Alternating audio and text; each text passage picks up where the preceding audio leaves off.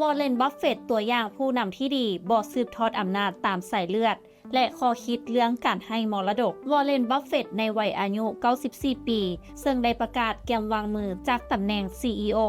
ซึ่งเฮ็ดให้กลายเป็นเรื่องที่หลายคนเซอร์ไพรส์เพราะวอร์เรน บัฟเฟตต์เลือกเกรก เอเบลมาเฮ็ดหน้าที่ CEO แทนที่จะเลือกลูกๆของเราวอร์เรน บัฟเฟตต์มีลูก 3 คนที่ 1 สุสานเฮ็ดเวียกการกุศลอายุ 71 ปี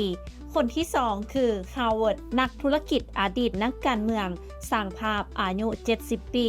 และคนสุดท้ายปีเตอร์เป็นนักดนตรีอายุ 66 ปีซึ่งลาวบ่เลือกลูกตนเองให้มาบริหารบริษัทแต่เลือกเกรก เอเบลให้มาเบิ่งแย่งอาณาจักรมูลค่า 1.2 ล้านดอลลาร์สหรัฐแทน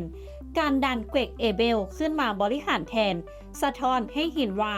ลาวให้ความสำคัญในการส่งต่ออำนาจด้วยความชอบธรรมหลายกว่าสายเลือดเกรก เอเบลเป็นนักธุรกิจคนแคนาดาเป็นผู้บริหารกลุ่มธุรกิจ Non Insurance ของเครือบริษัทเบิร์กไซด์มาตั้งแต่ปี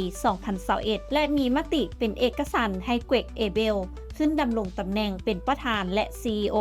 มีผลตั้งแต่วันที่ 1 มังกร 2026 ที่จะมาถึงนี้ส่วนบัฟเฟตต์ยังจะเฮ็ดหน้าที่ประธานคณะกรรมการบริษัทต่อไปสำหรับเรื่องมรดกนั้นวอร์เรน บัฟเฟตต์มีความเชื่อเรื่องหนึ่งว่า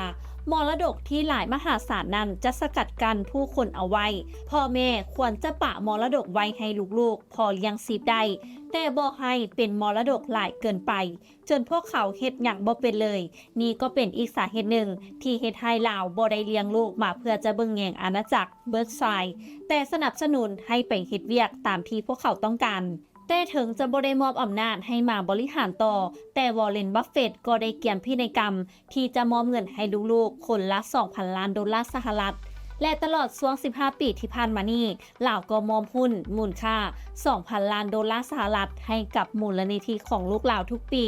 ทุกท่านมักวิธีการของวอร์เรน บัฟเฟตต์หรือบอคิดเห็นแนวใดสามารถคอมเมนต์กันเข้ามาได้นำอบธรรมวงศ์รายงานและท้ายนี้ต้องขอขอบใจสำหรับการติดตามข่าวสารจากทาง Target Magazine และอย่าลืมไปกดไลค์กดแชร์กดติดตามกด Subscribe ทุกช่องทางออนไลน์ของพวกเขาเพื่อจะบ่พลาดข่าวสารดีๆจากทาง Target Magazine